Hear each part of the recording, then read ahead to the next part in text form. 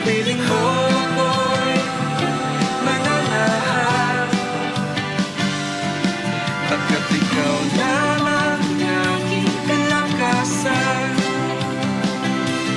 Sa piling mo tagumpay ko'y naranasan.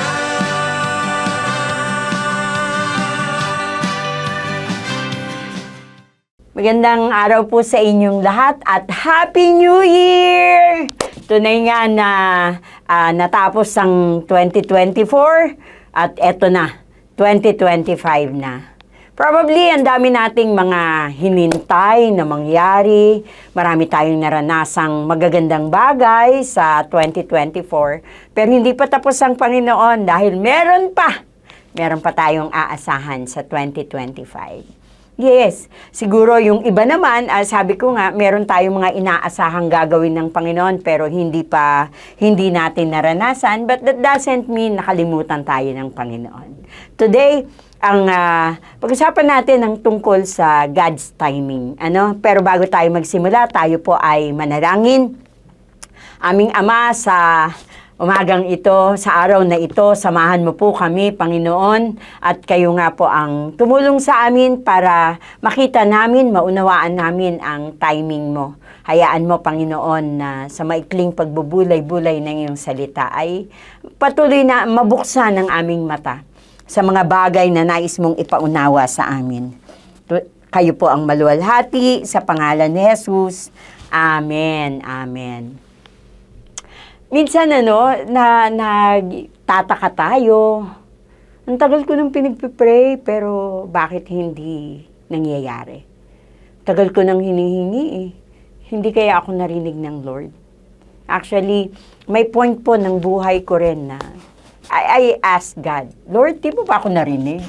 Lord, talaga bang hindi mo ibinigay sa akin yung sagot na yon? Kaya lang, God has always the reason for doing things. Sabi niya sa Ecclesiastes chapter 3, verse 11, "Yet God has made everything beautiful in its own time. He has planted eternity in the human heart, but even so, people cannot see the whole scope of God's work from the beginning to end." Ginagawa daw ng Diyos na maganda. Ibig sabihin, nakatiming ang lahat ng bagay. Minsan, hindi ka tanggap-tanggap yung timing, pero it doesn't mean mali ang Panginoon. God made everything beautiful in His time. May timing lagi ang Panginoon. Inilalagay niya sa tamang timing.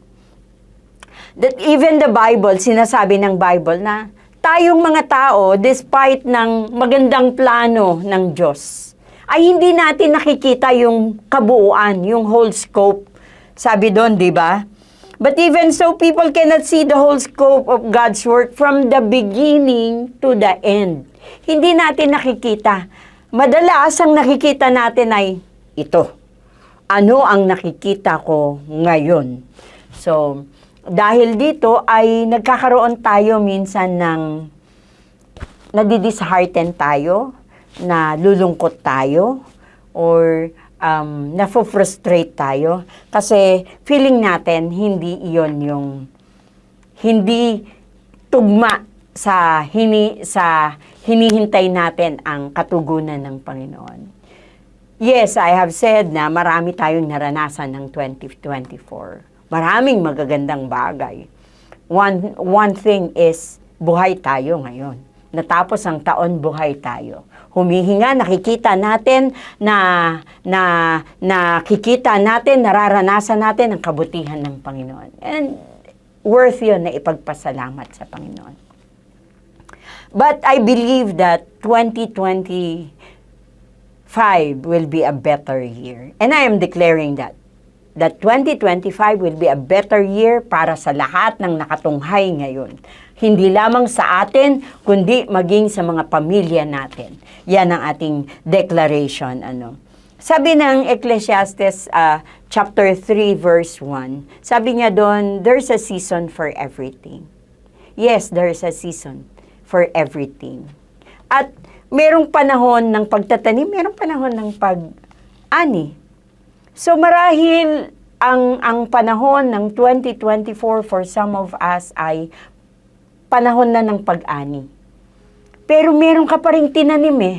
Kaya ang 2025, aani ka pa rin. Siguradong aani ka pa rin. Sabi ng ating bagong battle cry, the Watchman Anointing. I was able to read one article. Yung watchman, yung tagapagbantay, ay nakikita niya yung panahon ng pagsibol ng mga anihin. Kaya, kapatid, yes, meron ka ng inani, kung ikaw man ay may inani na. Kung wala pa, meron tayong aanihin for 2025. Kasi bilang mga watchmen, bilang mga tagapagbantay, ay makikita natin ang pagsibol ng mga crops natin. At sigurado ako na ikatutuwa ng puso natin na makikita natin ang paglago nito at ang pag-bloom ng ating crops. And I believe and I declare that 2025, our crops will be better. Our crops are shielded by the blood of God, Jesus, and that our crops ay full yield, yung ma-maximize to the maximum ang yielding ng ating crops. Amen? And so, paano natin ito ma-enjoy? Ang crops na yan, ang season na nilaan ng Panginoon para mag-ani tayo. Psalms chapter 1 reminds us, pamilyar na kayo rito. But let this be a reminder to every one of us. Psalms chapter 1 reminds us, oh, the joys of those who, verse 1, Psalms chapter 1 verse 1, oh, the joys of those who do not follow the advice of the wicked or stand around with sinners or join with the mockers. Number 1, iiwas natin ang ating sarili sa influence ng mundong ito. Huwag nating hayaang ma-influence tayo.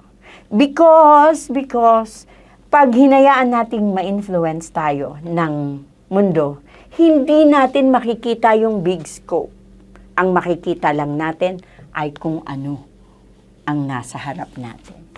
And that's what the devil wanted us to see. Ano ang nasa harap mo? Ano ang gusto niyang makita? Yun lang ang ipapakita niya sa'yo. But God wants us to see everything. Kaya nga yung watchman anointing ng battle cry natin, ibig sabihin, magbabantay talaga tayo. At habang nagbabantay tayo, verse 2, ano ang dapat nating gawin? Verse 2, Psalms chapter 1, verse 2. But they delight in the law of the Lord, meditating it day and night. Habang nagbabantay tayo sa mga biyaya na idadaloy ng Panginoon sa atin, ay patuloy tayong makipagniig sa Panginoon. Patuloy tayong magbabad.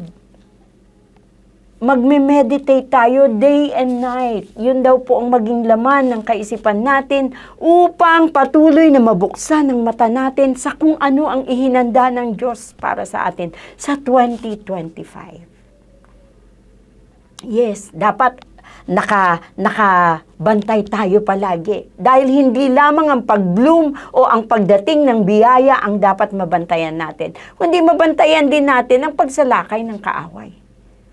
Malalaman din natin, ay teka sandali, ito na yung magnanakaw ng crops ko, hindi ako papayag. Paano natin ito mababantayan? By meditating in the Word of God and staying in His presence. Ano ang magiging bunga? Tignan natin sa verse 3, sa chapter 1 ng Psalms. Sabi doon, they are like trees planted along the river bank, bearing fruit each season. Their leaves never wither and they prosper in all they do. Nakita natin pag nagbabantay tayo at habang nagbabantay tayo ay nagme-meditate tayo, nagdudwell tayo sa Word of God. Ang sinasabi dito, tayo daw po ay katulad ng mga puno na itinanim sa gilid ng ilog. Sabi diyan, bearing fruit each season. So, ang bawat season natin ay magbubunga tayo. And there, God will make beautiful things sa season natin. Ito na ang season natin. Season ng pag-ani, season ng pagtanggap mula sa Panginoon. Why? Dahil ginawa natin ang prinsipyo ng Biblia. Ano yung prinsipyo? Sabi ko nga kanina, una, ang pag-iwas sa impluensya ng mundong ito. Ang pangalawa ay ang pagbabad sa salita ng Diyos upang ang impluensya ng Diyos ang mamayani sa puso natin. At mararanasan natin ang pagmumunga in season or out of season. Lahat ito mararanasan natin. And that God will pour out His blessing. Kaya ang ganda nung pagkakasabi ng watchman anointing. Magbabantay tayo.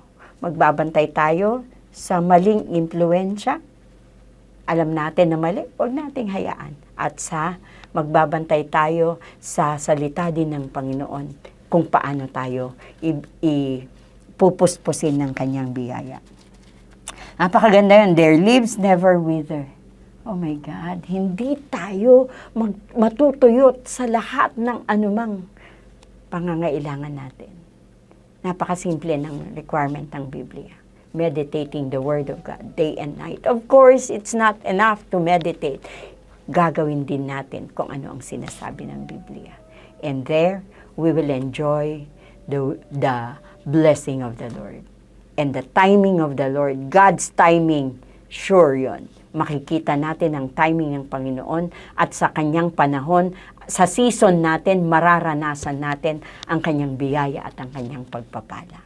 Amen. So 2025, excited tayo, ma-excite tayo.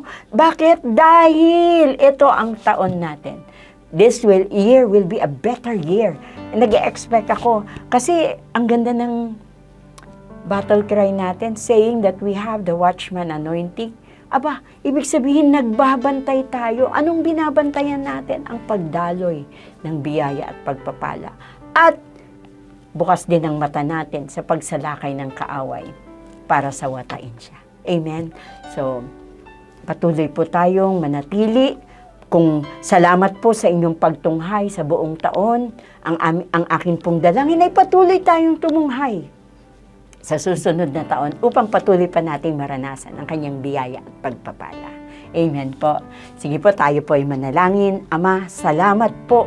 Salamat sa iyong kabutihan, sa iyong pangako, Panginoon, that you make things beautiful in your time. Lord, we believe that 2025 will be our time, that you will make things beautiful for us, in us, through us, Lord, sa 2025. Father, we bless you and we thank you. Patuloy akong nagdedeklara, Panginoon, ng kagalakan, ng kapayapaan, ng kaligtasan sa bawat tahanan na nakatunghay ngayon. Salamat po, Ama. Sa iyo po ang papuri, pasasalamat at pagdakila sa pangalan ni Jesus. Amen, amen, amen.